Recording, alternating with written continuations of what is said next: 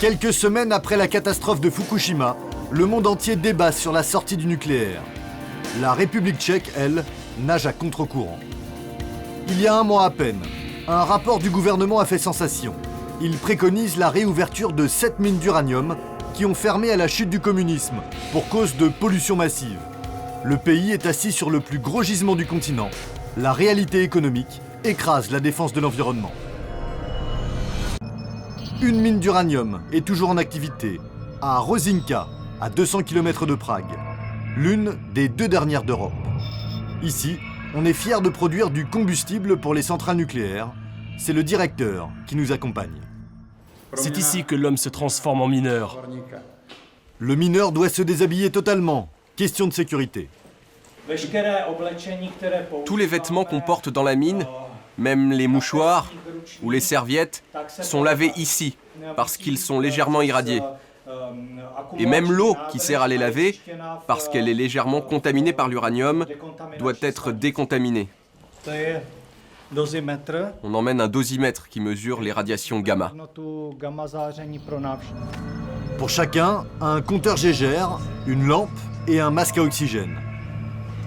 3 fois par jour, les équipes plongent en profondeur. En tout, 500 hommes creusent la mine.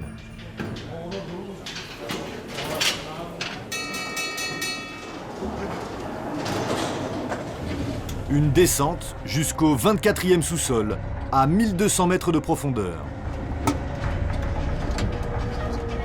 À l'arrivée, des wagonnets remplis d'uranium. La mine en produit 220 tonnes chaque année, un tiers de la consommation du pays. Ça, c'est de l'uranium. On ne le voit pas avec les yeux, mais on peut mesurer les radiations avec cet appareil. C'est avec le même appareil que les mineurs repèrent la roche à creuser, la chasse aux radiations. Jamais une étude médicale n'a été menée sur l'impact sur la santé des ouvriers. Officiellement, ce n'est pas dangereux. Mais les mineurs, pour éviter d'être trop exposés, n'ont le droit de travailler ici que 10 ans au maximum. La technique est rudimentaire, éclairage au casque et baramine, un petit goût d'Union soviétique à 1 km sous terre. Ici, rien n'a changé. Rien du tout. C'est toujours le même système. La méthode de forage est toujours la même depuis des dizaines d'années. La mine est en fin de vie. Plus que 4 ou 5 ans d'exploitation avant que les réserves ne s'épuisent. C'est pour cette raison que l'entreprise publique qui la gère n'y a plus investi depuis bien longtemps. Mais pas question d'abandonner l'activité. C'est ailleurs dans le pays qu'elle compte aller creuser. En République tchèque, même après les événements du Japon, la volonté de continuer l'activité nucléaire n'a pas faibli. Sans l'uranium et sans l'énergie nucléaire, je ne pense pas que notre pays et l'Europe tout entière puissent s'en sortir dans les 30 ou 40 prochaines années.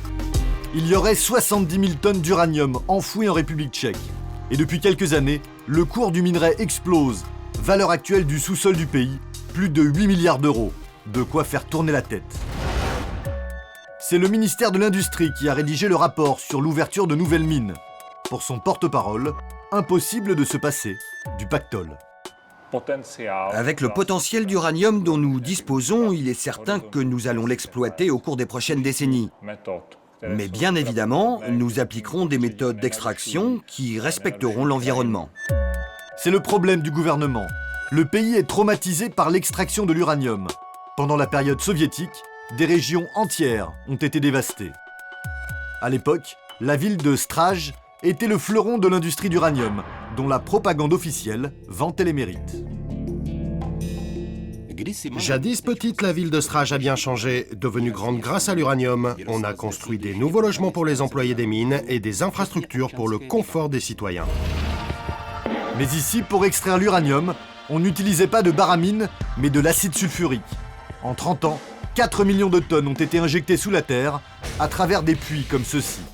Depuis la fermeture il y a 15 ans, un immense chantier de plus de 2 milliards d'euros a été ouvert pour nettoyer les dégâts et vider du sous-sol ces produits hautement toxiques.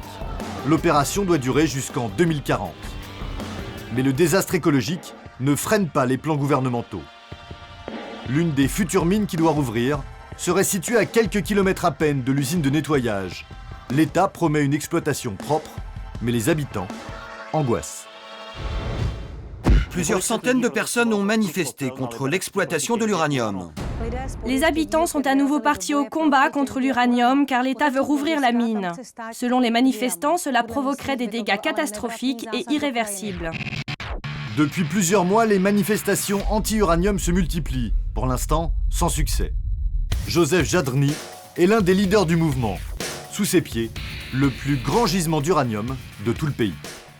C'est ici, au milieu de ce champ, qu'ils pourraient construire leur mine et s'installer. C'est le cœur du gisement d'uranium.